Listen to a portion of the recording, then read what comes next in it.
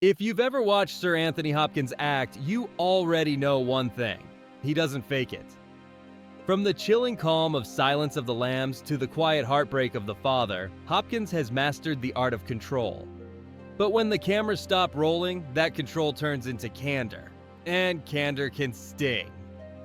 At 87, the Welsh legend has no patience left for Hollywood nonsense. He's called out colleagues for lateness, arrogance, self-importance, and yes, even violence. While many actors tiptoe around industry relationships, Hopkins strolls right through with a cup of tea and the truth. In this countdown, we reveal the 6 actors and one entire profession Sir Anthony Hopkins has publicly said he hates, or nearly did. From on-set fistfights to philosophical feuds about the meaning of art, each story reveals another layer of a man who refuses to romanticize acting. Number 6. Mickey Rourke, Desperate Hours, 1990. If acting is a dance, then the making of Desperate Hours was a barroom brawl choreographed by chaos. In 1990, Sir Anthony Hopkins found himself opposite Mickey Rourke, a man whose dedication to living the part often meant everyone else had to survive it. The two were cast under director Michael Cimino, known for his perfectionism. Hopkins came prepared, script highlighted, costume pressed, lines memorized like scripture. Rourke arrived in character, and that was the problem. He wasn't playing a criminal, he was one. According to Hopkins, Rourke insisted on keeping it real, which apparently meant physically assaulting him mid-scene. He was very strange, Hopkins recalled years later. He kept hitting me. During one confrontation, Rourke's method went too far. Hopkins retaliated, slamming his fist into a car door in frustration so hard it dented the metal. He didn't just break the tension, he nearly broke his hand. By day 3, the Welshman's legendary patience was wearing thinner than a Hollywood script rewrite. When Rourke shoved him again during rehearsal, Hopkins snapped. "I've had enough of this set," he barked, storming off set. It wasn't theatrical rage, it was pure self-preservation. Hopkins later confessed he dreaded going to work each morning. For an actor who thrived on preparation and respect, Rourke's reckless improvisation felt like an insult to the craft itself. In interviews, Hopkins described the experience as one of the worst of his career, a masterclass not in acting, but in endurance. The feud eventually became Hollywood folklore. Rourke, true to form, brushed it off with muttered contempt. Hopkins, meanwhile, doubled down, not with gossip, but with philosophy. Asked years later if he believed in method acting, he rolled his eyes. "It's a lot of crap," he said. "Learn your lines. Turn up. Don't annoy people." Their clash wasn't simply temper versus temper. It was two worlds colliding. Hopkins' disciplined precision versus Rourke's combustible chaos. One saw acting as craft, the other combat.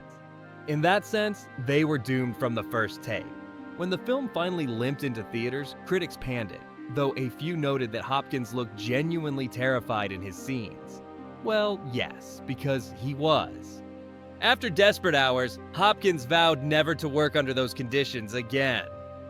"I'm not a fighter," he once told an interviewer, "but I know when to walk away." And walk he did, straight into the 1990s, where he'd soon find the perfect outlet for his suppressed fury. A certain refined cannibal named Hannibal Lecter. In retrospect, it's almost poetic. The actor who despised violence immortalized by the character who embodied it. But ask Hopkins today if he'd ever share a scene with Mickey Rourke again, and you'd likely get that familiar cold stare, a pause, and a polite no. Once was quite enough. If you were in Hopkins' place, would you confront a co-star who physically crosses the line, or quit the film altogether? Number 5. Goldie Hawn, The Girl from Petrovka, 1974. If the clash with Mickey Rourke was a fistfight, the one with Goldie Hawn was death by glitter. In 1974, Anthony Hopkins took on a soft-focused Cold War romance titled The Girl from Petrovka. He expected espionage, drama, and a dash of style. Instead, he got lateness, laughter, and a leading lady who treated the film set like a garden party. From the start, the pairing seemed like oil and champagne. Hopkins arrived on time every day, his script annotated in neat Welsh handwriting. Goldie Hawn swept in 2 hours late, all smiles, perfume, and improvisation. To audiences, she was America's golden sweetheart. To Hopkins, she was a professional migraine wrapped in sequins. Years later, he recalled, "Acting comes down to preparation and discipline. Two things I didn't see much of on that picture." He went even further, saying if he'd been the director, he would have fired her. That's not shade, that's Welsh thunder. The tension brewed quietly. Hawn's bubbly spontaneity clashed with Hopkins' military-grade focus. During a scene that required romantic intensity, Hopkins reportedly stood frozen while Hawn kept breaking character to giggle. When the director finally yelled cut, Hopkins muttered, "I'm not sure what's funny, but I'd like to be in on it." By lunch, they were eating at separate tables. He with the crew, she with the mirror. Hopkins later grouped Hawn with Marilyn Monroe as symbols of Hollywood's undisciplined charm. Beautiful, talented, but bringing an appalling reputation to the profession. He wasn't attacking women, he was attacking chaos. To him, acting was a craft, not a playground, and anyone who treated it like a hobby risked turning art into farce. "I hate lateness," he once said. "It's an act of arrogance. It says, my time is more valuable than yours." That one line could serve as his entire relationship summary with Goldie Hawn. Ironically, the girl from Petrovka came and went with barely a ripple. Critics called it sleepy, and even Hawn later admitted she'd been miscast. Hopkins, ever honest, didn't even bother to disguise his relief. Asked years later if he'd watch it again, he quipped, "I'd rather reread the phone book. At least the characters arrive on time." Yet there's something almost endearing about the mismatch. Hawn floated through life on charm, Hopkins trudged through on discipline. They were destined to collide, and destined to teach each other what the other side looked like. Hawn learned that not everyone finds improvisation adorable. Hopkins learned that some co-stars are immune to scowls. When reporters asked whether he regretted saying he'd have fired her, he smiled thinly. "No, because she would have laughed anyway." That's the Hopkins touch. Truth delivered with surgical precision. He didn't yell, didn't gossip, didn't sulk. He just told the story straight and let history decide who was right. Looking back, the clash reads like an early warning sign of Hopkins' lifelong intolerance for frivolity. He was already shaping the persona that would define him. The consummate craftsman, allergic to nonsense, fiercely protective of his art. And so, while Goldie Hawn glittered her way through Hollywood comedies, Hopkins marched on toward Silence of the Lambs, proving that punctuality and preparation may not win popularity contests, but they do win Oscars. Is it fair for legendary stars to hold younger or more carefree actors to stricter standards? Number 4, Shirley MacLaine, A Change of Seasons, 1980. If Goldie Hawn tested Hopkins' patience, Shirley MacLaine blew it to smithereens. Their 1980 film A Change of Seasons was meant to be a mature romantic dramedy about love, aging, and second chances. Instead, it became a cinematic hostage situation featuring two brilliant actors who could barely share oxygen, let alone a script.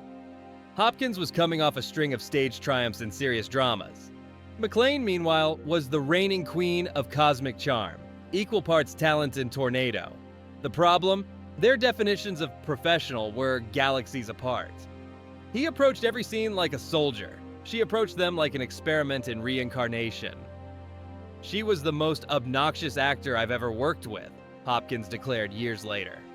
Coming from him, that wasn't gossip, it was a diagnosis. Their feud started early. On day 1, MacLaine reportedly challenged a line reading saying, "I don't think my character would say that." Hopkins replied, "Then perhaps your character should find another film." The crew laughed nervously, not realizing that was the nicest exchange they'd hear for the next 2 months. Between takes, MacLaine meditated and discussed astrology. Hopkins smoked in silence, muttering about the death of the English language. The tension only deepened as filming moved to snowy Vermont. Hopkins was battling alcoholism at the time, and McClane later noted, "He didn't like me, and frankly, I didn't like him, but he was also struggling." Even that empathetic observation didn't thaw the ice. She was fiery, spontaneous, and unfiltered.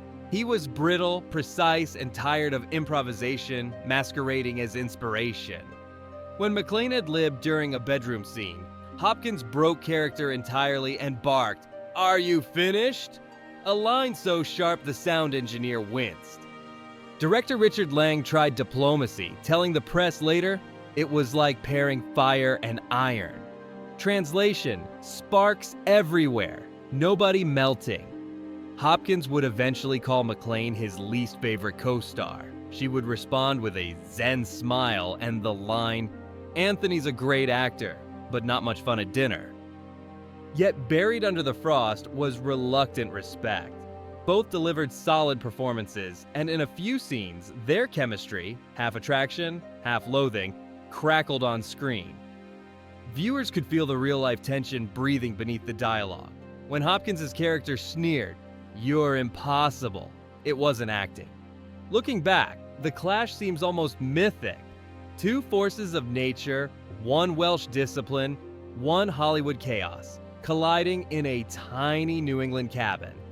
For Hopkins, it became another cautionary tale about why charm without control drives him mad. For McClane, it was just another karmic test she probably passed in a past life. So, did he hate her? Probably not in the tabloid sense. But if patience were a currency, surely McClane bankrupted him before lunch. And somewhere deep down, you suspect Hopkins admired her nerve, even as he counted the minutes until wrap.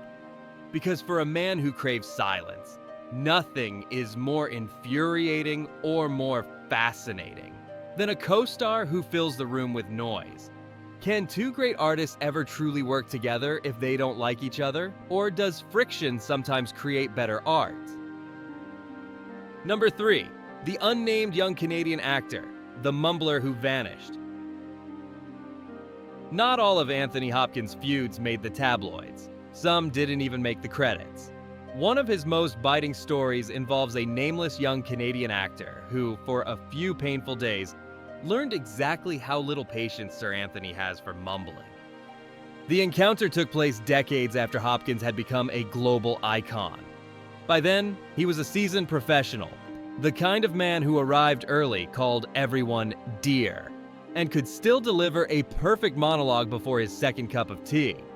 So when a young, brooding actor walked onto his set acting like the ghost of James Dean, Hopkins took notice, and not in a good way.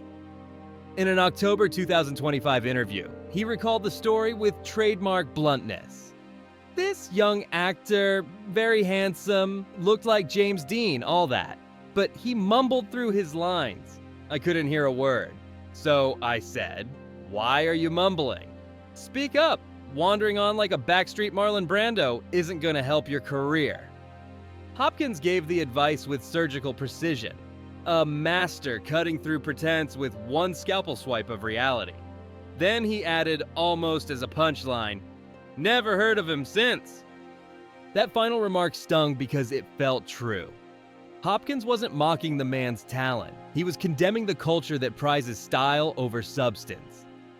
In an age of brooding anti-heroes and whisper acting, he was calling out an epidemic of self-importance disguised as depth. "You're not in therapy," he once said of actors who disappear into their emotions. "You're doing a job. Say the lines. Don't waste everyone's time." This wasn't cruelty. It was mentorship delivered with the grace of a hammer. Hopkins had spent years perfecting clarity. He believed audiences deserved to hear the performance, not guess at it. When younger actors mumbled for authenticity, he saw laziness. To him, there was nothing rebellious about inaudibility. "You're not Hemingway," he might have said. "You're just quiet." The anonymous Canadian actor became an accidental parable, the ghost of every overconfident newcomer who mistakes affectation for artistry. Hopkins didn't even name him, and that silence may have been the cruelest revenge. In Hollywood, anonymity is extinction. Ironically, this story spread faster than the actor's career ever did.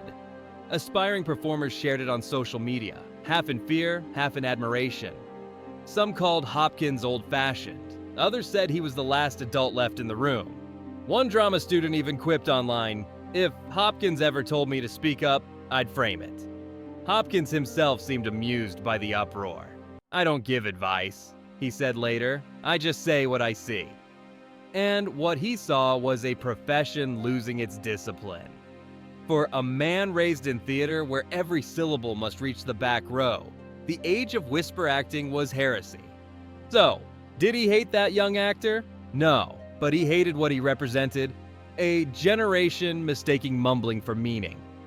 In the end, the nameless Canadian didn't just vanish from the industry, he became a ghost story for the next one. And somewhere, Sir Anthony is still repeating his mantra to an empty stage. Speak up, son. The world can't hear your genius if you're afraid to open your mouth. Should veterans publicly call out unprofessional behavior from newcomers, or handle it quietly behind the scenes? Number 2, method actors, the cult he couldn't stand. If there's one modern acting trend that sends Anthony Hopkins' eyes rolling faster than a camera reel, it's method acting. The great Welsh Knight has called it many things over the years. Self-indulgent, a pain in the ass, and his personal favorite, a lot of crap. To him, it's not art, it's a public illness disguised as commitment. Hopkins came from the old school, the Olivier school, where you learned your lines and hit your mark and left your baggage at the studio gate. He never needed to stay in character between takes to be convincing. So when he sees younger actors insisting everyone call them by their character's name, he doesn't see passion, he sees madness. Why would anyone want to live as someone else for 3 months? He once asked. It's exhausting and boring for everyone else.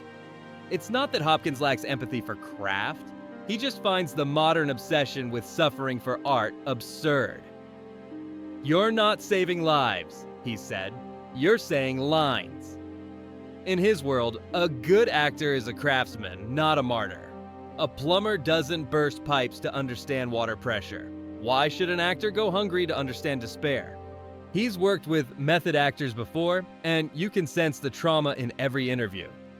While filming The Edge, 1997, Hopkins watched his co-star Alec Baldwin wander off into the freezing Alaskan wilderness to connect with the character's isolation. Hopkins stayed near the heater sipping tea. I connected with my character by pretending, he later quipped dryly. That's why it's called acting. To him, the real danger isn't the technique, it's the ego it feeds. Method acting turns performance into self-worship, where authenticity becomes an excuse for bad behavior. He's seen actors stay in character so long they forget manners, gratitude, or sanity. They think if they suffer, it must be art, he said. I say stop suffering and get on with the scene. I find that now by relaxing and enjoying this moment in my life, I find that things are getting easier. Yeah. Acting gets easier for me because there's a kind of quiet rebellion in his bluntness. Hopkins refuses to romanticize chaos. He knows the difference between immersion and idiocy, between work and performance art. When journalists press him about the process, he shrugs. I don't have one. I just learn the lines and show up. Then I go home. It's a philosophy that's made him both loved and feared. Directors adore his efficiency. Neurotic actors avoid his company. Behind the humor, though, lies a deeper conviction. Hopkins believes discipline liberates creativity. You don't need to destroy yourself to create truth. You just need to tell it well. That's why he considers the method not a technique, but a trap. If you think being miserable makes you brilliant, he once said, then you've confused acting with therapy. So yes, Hopkins hates method actors, but not out of malice. He hates watching talent drown in self-importance. He hates the theater of suffering that hijacks real storytelling. And perhaps most of all, he hates the noise. Because for Sir Anthony Hopkins, the greatest magic in acting has never been found in madness. It's been found in control, clarity, and a cleanly delivered line. Do you think method acting leads to genius performances or just unnecessary drama? Number 1. Actors as a group in the Hollywood machine. The necessary evil. When Anthony Hopkins swings at a target, he rarely misses. But his final and most ferocious swipe isn't aimed at one co-star. It's at an entire species, actors themselves. For decades, he has insisted, "I hate actors, but I love acting." It's not a contradiction. It's a confession from a man who adores the craft but despises the circus that surrounds it. Hopkins made that declaration back in 1969 to The Guardian, calling acting a third-rate art. Even then, before the Oscars and knighthood, he bristled at the egos infecting the business. To him, the industry was a masquerade. Self-important, self-absorbed, and hopelessly fake. Over the years, the target of his disgust has grown from temperamental co-stars to the entire Hollywood awards machine. "It's full of snake oil salesmen, hypocrites, and liars," he told one interviewer. "The whole thing's a game, and I don't like games." He's seen too many actors mistake attention for achievement. The red carpet, the speeches, the fake humility, it all grates on him. "You spend months pretending to be someone else," he said, "and then they give you a statue for lying convincingly." When he won his second Oscar in 2021 for The Father, he wasn't even there. He stayed home in Wales, woke up late, thanked the Academy through a quiet video message, and went back to painting. "It's nice," he said, "but life goes on." Good morning. Here I am in my homeland in Wales, and at 83 years of age, I did not expect to get this award. I really didn't, and very grateful to the Academy, and thank you. His disdain isn't bitterness, it's clarity. Hopkins views the film industry like a well-dressed zoo, beautiful creatures pacing behind glass, mistaking applause for freedom. He's often mocked the obsession with fame. "Fame is like chewing gum," he once remarked. "You enjoy it for a bit, and then you spit it out."